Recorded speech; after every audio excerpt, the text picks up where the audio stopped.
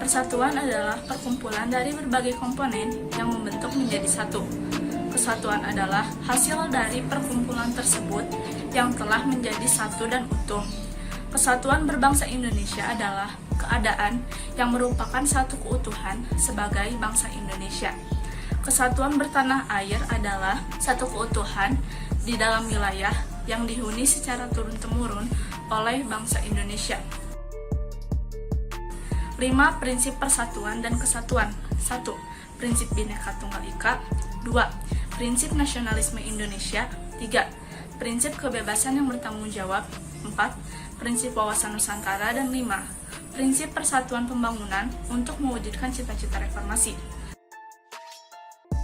Nasionalisme adalah satu paham yang menciptakan dan mempertahankan kedaulatan sebuah negara, atau dalam bahasa Inggris bisa disebut juga dengan nation, dengan mewujudkan satu konsep identitas bersama untuk sekelompok manusia yang mempunyai tujuan atau cita-cita yang sama dalam mewujudkan kepentingan nasional atau nasionalisme. Juga, rasa ingin mempertahankan negaranya, baik dalam internal maupun eksternal.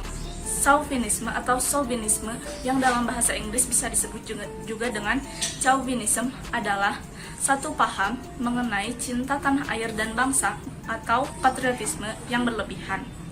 Makna ini kemudian diperluas hingga mencakup fanatisme ekstrim dan tidak berdasar terhadap satu kelompok yang diikuti. Istilah ini diambil dari nama Nicholas Chauvin, seorang prajurit pada masa Napoleon Bonaparte yang sangat fanatik terhadap kaisarnya, walaupun dia sendiri adalah seseorang yang miskin, cacat, dan tidak diperlakukan dengan baik.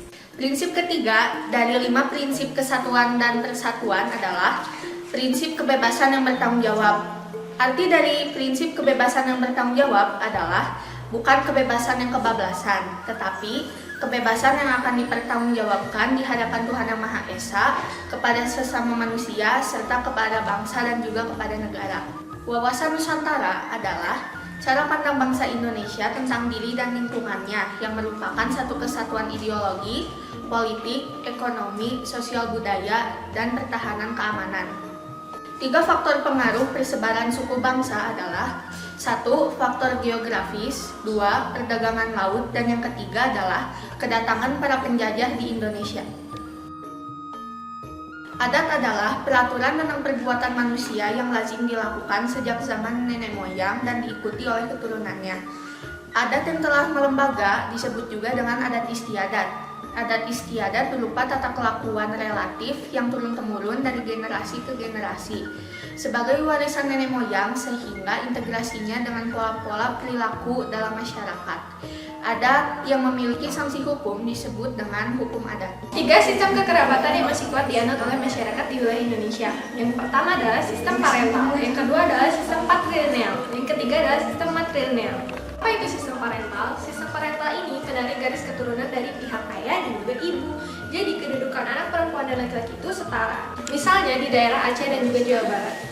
Di daerah yang menganut sistem parental, apabila suatu anggota masyarakat akan menyelenggarakan pesta perkawinan, maka menurut adatnya, biaya pesta ditanggung oleh kedua belah pihak atau berdasarkan kesepakatan masing-masing pihak.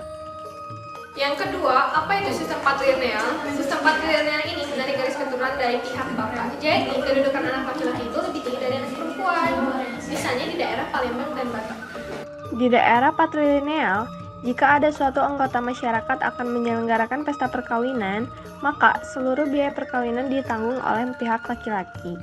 Pihak perempuan tidak dibebankan untuk menanggung biaya perkawinan kecuali atas kesepakatan kedua belah pihak. Yang ketiga, apa itu sistem matrilineal? Sistem matrilineal ini menarik garis keturunan dari pihak ibu. Jadi kedudukan anak perempuan itu lebih tinggi dari anak laki-laki, misalnya di daerah Minangkabau.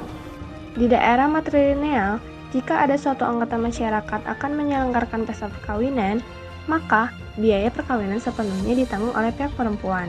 Dan pihak laki-laki tidak dibebankan untuk menanggung biaya perkawinan kecuali atas kesepakatan kedua belah pihak.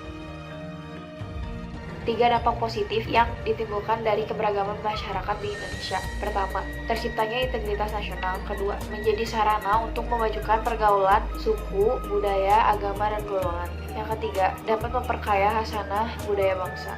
4 dampak negatif yang ditimbulkan dari keberagaman masyarakat di Indonesia. Yang pertama, terjadinya konflik dalam masyarakat. Kedua, munculnya sikap primordialisme, yaitu pandangan yang berpegang teguh pada hal-hal yang dibawa sejak kecil, baik mengenal tradisi, adat istiadat, maupun percayaan yang sudah dia percaya sejak lingkungan pertamanya. Munculnya sikap etnosentrisme. Sikap ini tuh menganggap bahwa suku bangsanya sendiri itu lebih baik atau lebih unggul daripada suku bangsa yang lainnya. Lalu yang keempat ada fanatisme yang berlebihan. Fanatisme ini yang dimaksud adalah yaitu paham yang berpegang teguh secara berlebihan terhadap keyakinannya sendiri sehingga menganggap bahwa keyakinan yang lain itu salah. Konflik secara terminologi berasal dari kata konfliger yang berarti saling memukul. Secara sosiologis, konflik diartikan sebagai suatu proses sosial antara dua orang atau lebih atau juga kelompok. Salah satu pihak berusaha menjatuhkan lawan atau menghancurkannya atau juga membuatnya tidak berdaya. Dua konflik berdasarkan dengan tingkatannya. Konflik ideologi terjadi karena perbedaan ideologi dalam masyarakat. Contohnya, peristiwa G30 SPKI atau pemberontakan PKI, di mana masyarakat atau bangsa Indonesia itu menolak tentang ideologi komunis. Konflik politik ini merupakan pertentangan yang disebabkan oleh perbedaan kepentingan dalam memperoleh kekuasaan atau perumusan kebijakan pemerintah. Contoh nyata dalam konflik ini yaitu tentang pemilihan umum.